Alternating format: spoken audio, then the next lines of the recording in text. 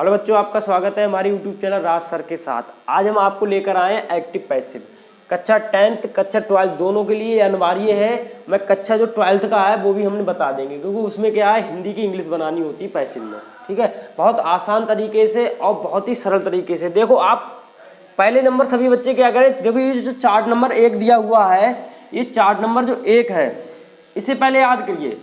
आपको मौजवानी याद रखना है कि जब हम टेंस देखेंगे पैसिव का, एक्टिव का वाक्य पैसिव बनाएंगे तो उसमें पहले जो एक्टिव का वाक्य होगा उसमें आप ये देखिए कि अगर डूडज हो तो इज आर एम में बदल दो, इज आर एम हो तो इज आर एम बीन में बदल दो, हैज हैव हो तो हैज हैव बीन में बदल दो, और हैज हैव बीन हो ये नहीं बदलेगा।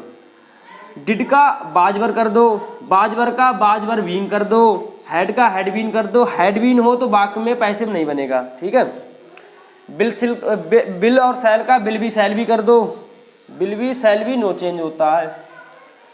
बिल सैल प्लस बीन, ये बिल है बीन प्लस सैल है बीन में बदल जाता है, और बिल है बीन सैल है बीन ये भी नहीं बदलता है।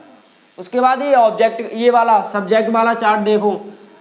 सब्जेक्ट ही का बाई हिम हो जाता है, सी का बाई हर हो जाता है, नेम का बाई नेम हो जाता है, इट का बाई इट हो जाता है, यू का बाई यू हो जाता है, बी का बाई एस हो जाता है, दे का आई का बाई मी हो जाता है। और सुनो, उसके बाद हम आपको एक एक एग्जाम्पल से बताएंगे कि कैसे आसान तरीके में आप बनाना सीखें पैसिव।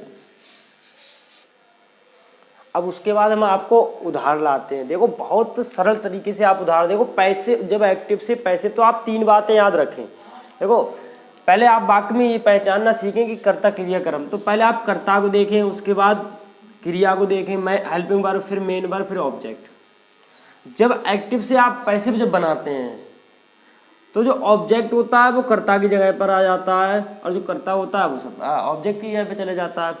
तो इसका देखो, ये एक फार्मूला है। ऑब्जेक्ट को पहले जगह, पहले प्लेस पे रख दो, पहले स्थान पर। हेल्पिंग वर्ब उसी स्थान पर रहेगी। उसके बाद जो मेन वर्ब नीचे आएगी तो तीसरे स्थान पर आएगी, और वर्ब की थर्ड फॉर्म, मतलब तीसरे रूम में। आप याद रखें, हमेशा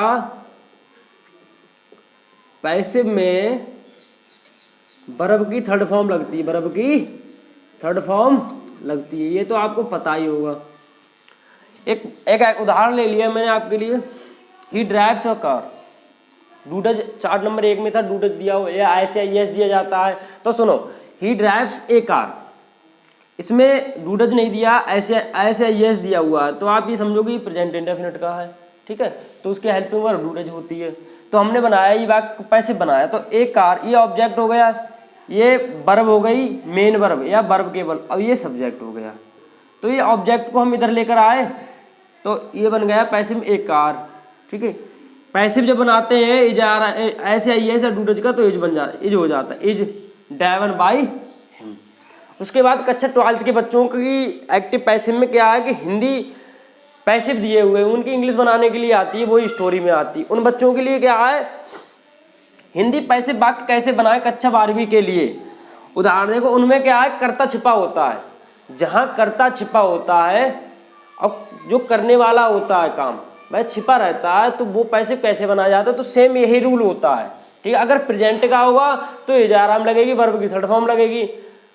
सेम इसी रूल के आधार पर हम बनाते हैं। जैसे एक एग्जाम्पल, हिंदी पढ़ाई जाती है। अब देखो, यहाँ पर हिंदी पढ़ाई जाती है, तो ताती से हमें पता चल रहा है कि ये वाक्य किसका है, प्रेजेंट इंडिफिनिट का है।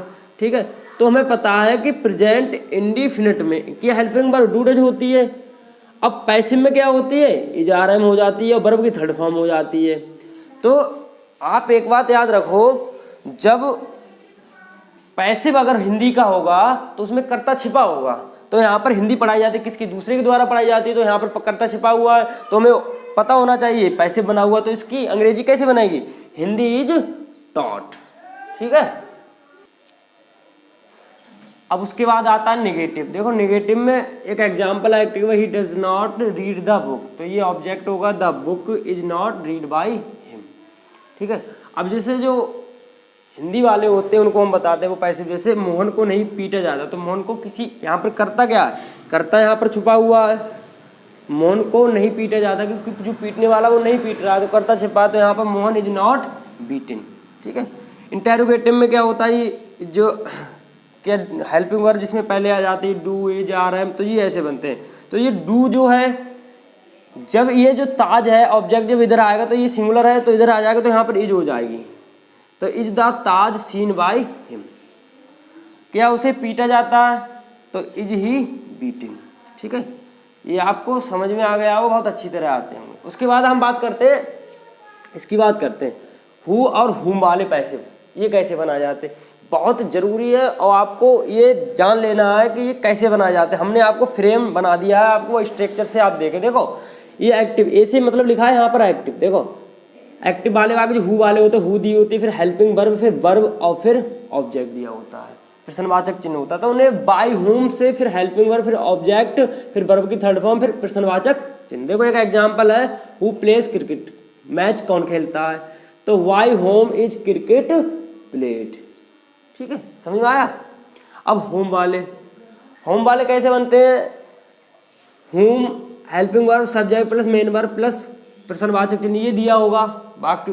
उसके बाद इसका जो स्ट्रक्चर है पैसिव का, इसमें हु हो जाता है, हुम का क्या हो जाता है, हु हो जाता है। तो हु हेल्पिंग वर्ब फिर मेन वर्ब की third form plus by plus subject plus प्रश्नवाचक चिन्ह। तो इसका एक एग्जांपल दे रहे हैं, home does not he love, किसी से प्यार नहीं करता है, तो इसका क्या बनेगा, who is not loved by him. ठीक है, आपके पैसे के सारे खत्म हो गए। मैंने आपको एक एक पैसे बारीकी से समझाया। अगर हमारी वीडियो आपको पसंद आए तो लाइक और सब्सक्राइब जरूर करें।